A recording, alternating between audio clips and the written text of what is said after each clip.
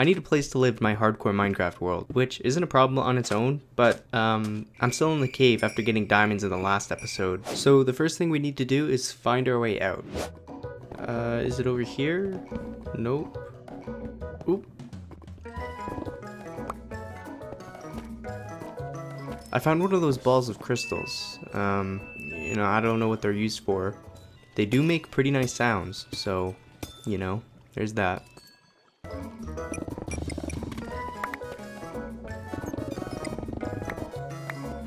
My iron pickaxe was about to break, so I made a double-sided diamond hoe. Yeah, it's a lot faster. Oh, that's so much nicer.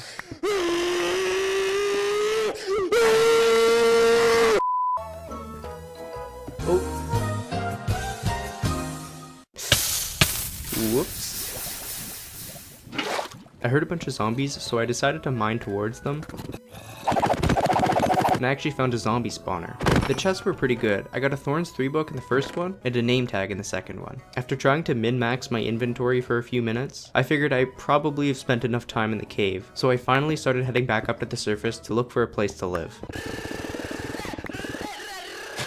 When I first got to the surface, I really had no idea where I wanted to live, so I was kind of just running around aimlessly doing pointless parkour.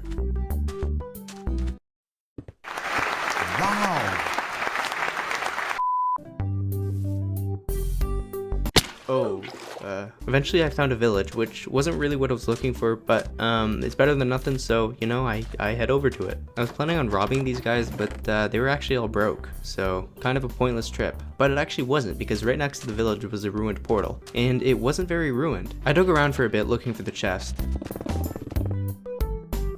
And in it, I found a god apple and 2 pieces of obsidian, which is actually the exact number of obsidian I needed to finish the portal. So yeah, I had a god apple before I even had a house. It was turning night, so I decided to break into one of the villagers' houses and become a squatter. I'm pretty sure I'm the only one in the village with a weapon, so yeah, good luck trying to evict me. I dumped my inventory and then went to get gravel so I could go to the nether. I got pretty lucky with the flint drops, so I ran back to the portal, lit it, and then went to the nether.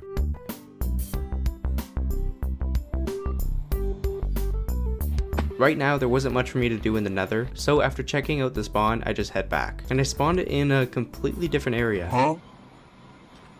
I have no idea why it happened, but it did, so yeah. Luckily I saw the tip of one of the villagers' houses, so I was able to find the original portal pretty easily. But that was weird. Can I clutch this? Yep. Oh. Sand. Okay. It was finally time for me to start looking for a place to live. So I took a few essential supplies and just started to run. They say I run faster than light itself. Until finally I found this. It's a little pond with a river running around it, separating a few different biomes. I think it's pretty cool, so I decided this was the place I was going to build my house. I dumped my inventory in a chest there, and then I went back to the village to pick up the rest of my supplies. Huh?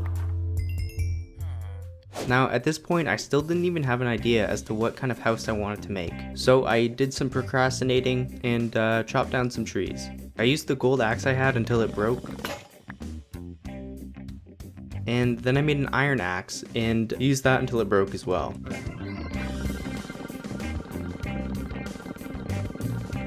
Yeah, I was doing some pretty heavy procrastination.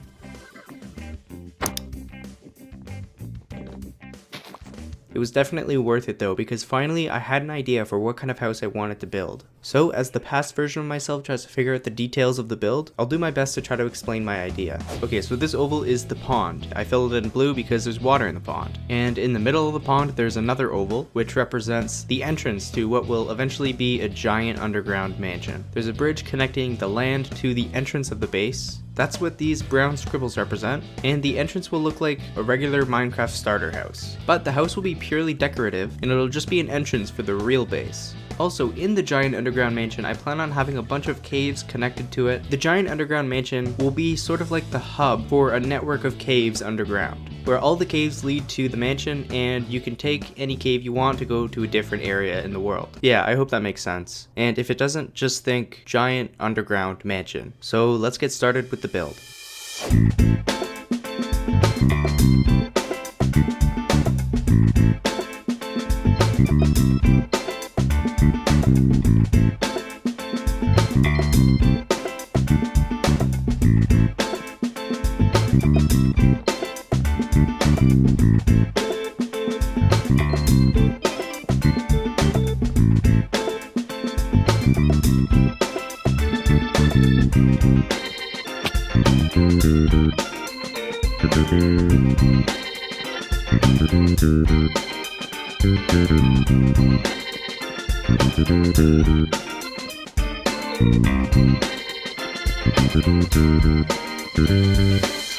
And this is what it looks like so far. What is that? Again, this is just the entrance of what will be the main base. Before I could even start working on the main part of the base, I'll need much better tools to start digging it out. And that involves getting an enchanting table, getting an XP farm, and a lot more. So this is pretty much all I can do right now. All of my stuff was kind of just sitting on the edge of the pond, so I dug a little bunker where the giant underground mansion will be, just to have a temporary place to store everything. I think the zombies like the build so far because they would not leave me alone.